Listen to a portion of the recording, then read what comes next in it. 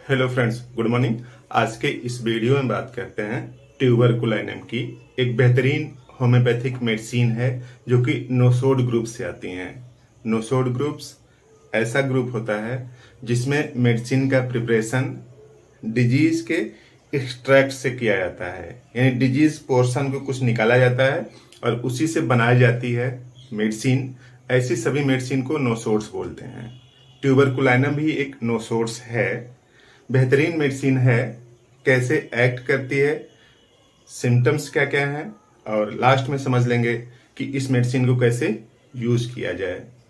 तो देखिए, जो ट्यूबरकुलिनम है बेसिकली टीबी का जो पेशेंट होगा उसी से एक्सट्रैक्ट निकाला गया और उसी से दवा बनाई गई है।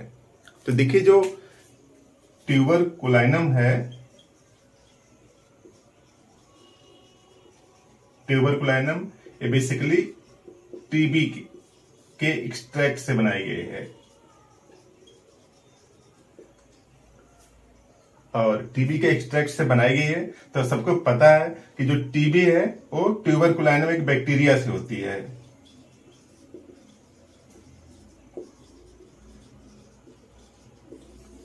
टीबी एक बैक्टीरियल डिजीज है। अब बैक्टीरियल डिजीज है तो सिम्टम्स अगर समझना है तो इस बैक्टीरिया को समझ लीजिए थोड़ी सी 2-4 लाइन। तो देखिए, ये जो बैक्टीरिया होती है इसमें फास्ट सेल डिवीजन होता है। सेल डिवीजन फास्ट होगा ना। अगर सेल डिवीजन फास्ट होगा तो सीधी सी बात है कि न्यूट्रिएंट भी ज्यादा चाहिए, यानी न्यूट्रिएंट खत्म हो जाते होंगे जल्दी से। बैक्टीरिया डिस्ट्रॉय कर देता होगा, डिग्रेड करते होगा।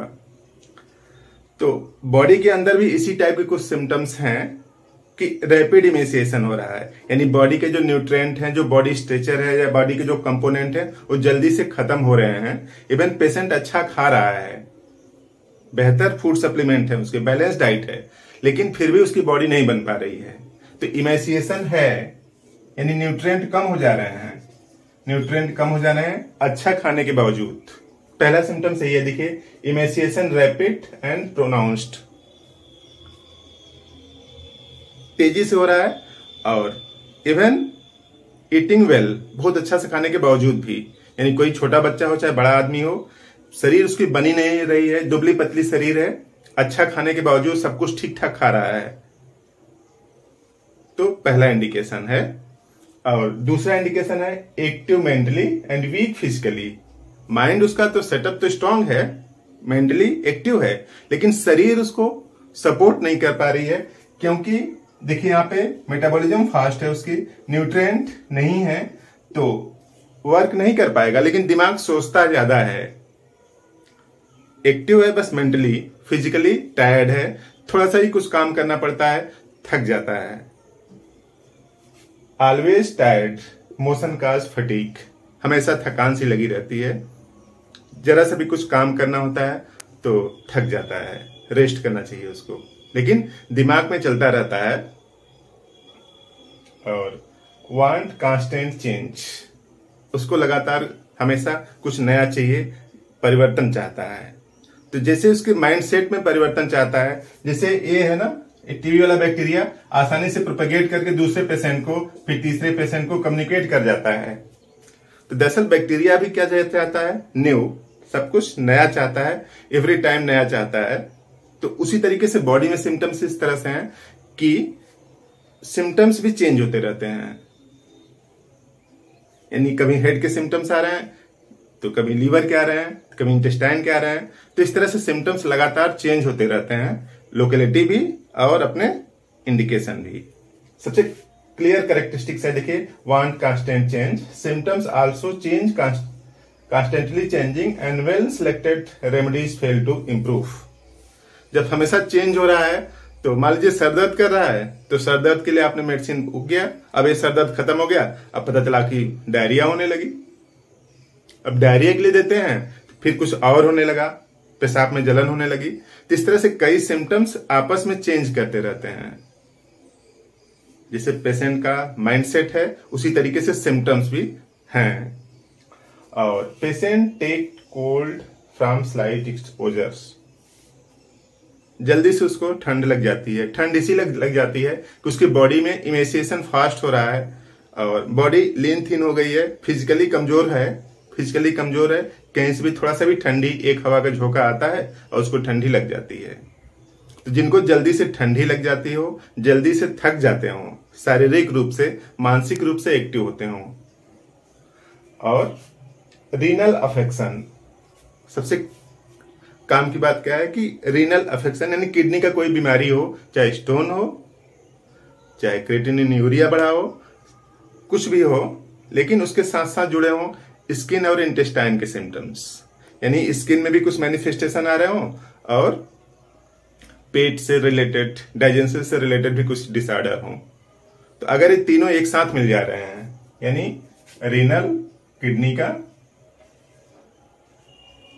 Renal plus skin plus intestine, अगर तीनों में कुछ न कुछ दिक्कतें आ रही हैं, तब ट्यूबरकुलाइनम को आप सोच सकते हैं। तो समराइजेशन इस तरह से कि ट्यूबरकुलाइनम वीक पेशेंट है, नैरो चेस्टेड, यानी उसकी जो छाती है वो पतली है, चाहे बच्चा हो, चाहे बूढ़ा हो, चाहे जवान हो, और जल्दी से थक जाता है, दिमाग उसका एक्टिव है, काम करता रहता है, और किसी भी तरीके से एक झोंका आता है ठंडी हवा का और उसको बीमार कर जाती है। तो जरा सा भी ठंडी से ठंडी लग जाती है, चाहे थोड़ी देर एसी में बैठ लिया या फिर इवन खिड़की थोड़ी देर के लिए खुली हुई तो भी ठंडी लग जाती हो। अगर ऐसी सिचुएशन है तो वो सब स्फेयर है ट्यूबरकुलाइनम का। क्योंकि ट्यूबरकुलाइनम नोसोड्स ग्रुप की मेडिसिन है, तो इसको फ्रिक्वेंटली रिपीट नहीं करना चाहिए। और खास बात, पूरे होम्योपैथी में सिर्फ 2 मेडिसिन हैं जिसके बारे में लिखा है कि अगर वेल सिलेक्टेड रेमेडी फेल हो तब आप इसको यूज कर सकते हैं।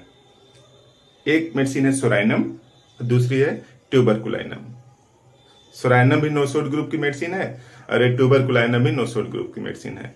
यानी आपने वेल सिलेक्टेड रेमेडी सिलेक्ट किया, पेशेंट को दिया या आपने खुद खाया और उसके बावजूद आपको आराम नहीं हो रहा है, तो आप 1 डोज लें ट्यूबरकुलाइनम का। अगर सिम्टम्स ट्यूबरकुलाइनम के मिलते हैं तो ट्यूबरकुलाइनम के लें, अदरवाइज सोराइनम के लें। तभी हम लोग ट्यूबरकुलाइनम की बात कर रहे हैं, तो ट्यूबरकुलाइनम का यही सब इंडिकेशन है और उसके लिए आप किसी भी होम्योपैथिक मेडिकल स्टोर पर आसानी से मिल जाएगा। ट्यूबरकुलाइनम 200 4 बूंद, केवल रविवार को लीजिए, केवल रविवार सुबह, यानी हफ्ते में केवल 1 बार लेना है, हफ्ते में